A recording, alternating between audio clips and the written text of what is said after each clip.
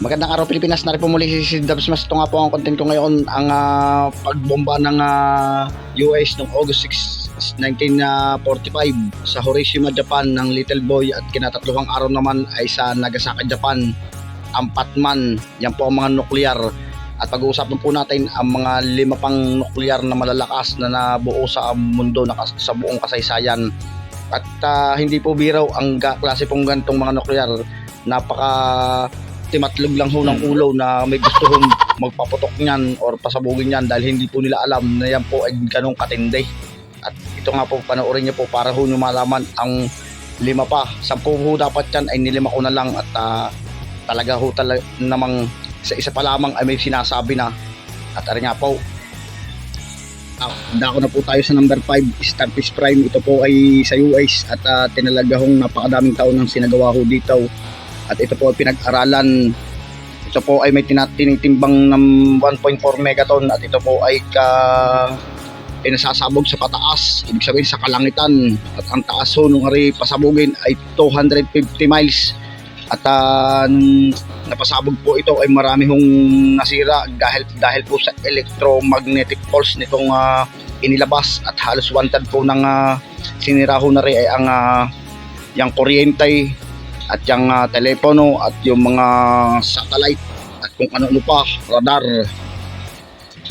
Yan ho katindi niyan. Talagang hindi ho nanaisin ng tao ang kaganyang nuclear.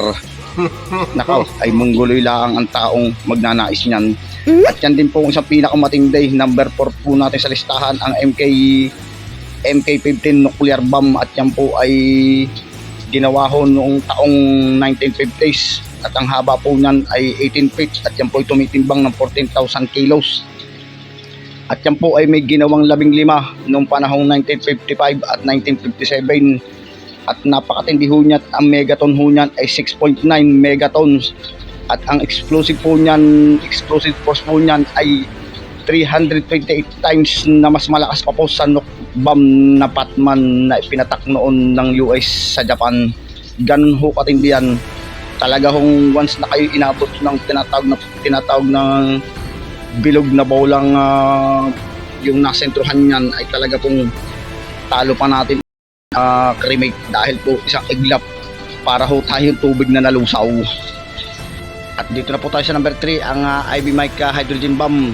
At ito nga po ay may 82,000 kilos, at haba po na rin ay 22 feet.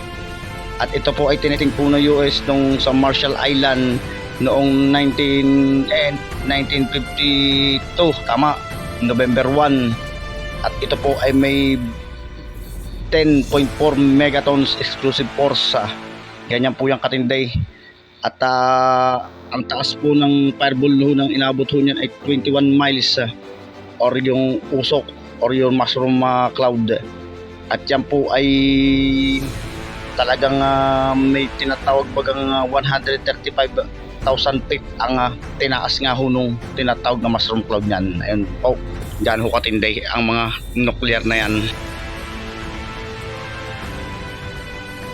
At naandito na ho tayo sa pandalawa, ang TX-21. Ito po isang bomba na pagkakamali na US, dahil po ito po ay 6 megaton lamang po ang explosive force nito. Dahil nga po sa pagkakamali na US, hindi po inaakala na naging pong 15 megatons po o lakas ng impact ng pagsabog.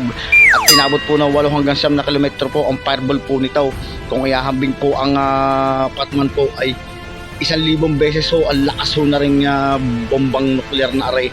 At may 700 square miles po ng Pacific Ocean ang inabot po ng radioactive po na ray na nakontaminate. At ang iba pong kontinente ay nadamay po sa pagsabog. Gana po katindihan. Yan po isang pagkakamali na lintik pong kalakas na nuclear na bomba na hindi ko inaakala na US na yan po ay ganyang kalakas.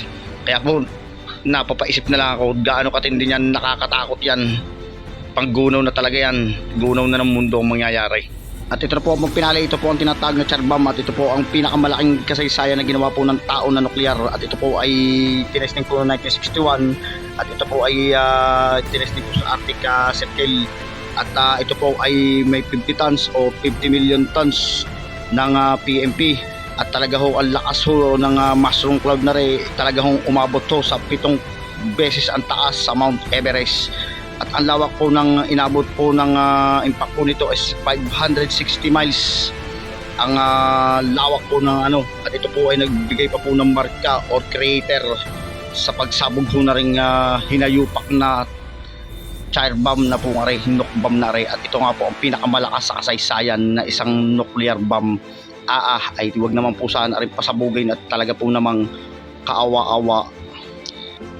Ayan, at yan nga po ang 5 pinakamalalakas na nuclear na nabuo sa kasaysayan ng mundo ng tao, na ginawa ng tao. At ang sabi nga po ni Albert Einstein na nabubuhay pa, na pagka nagka-nuclear apocalypse ay talaga daw pong ang tao ay babalik daw po sa pagsusulat ng patpat na ang gamit, o magkagera man daw o magdigmaan daw ay patpat na lang ang gamit ng tao. Ibig sabihin talagang wala na.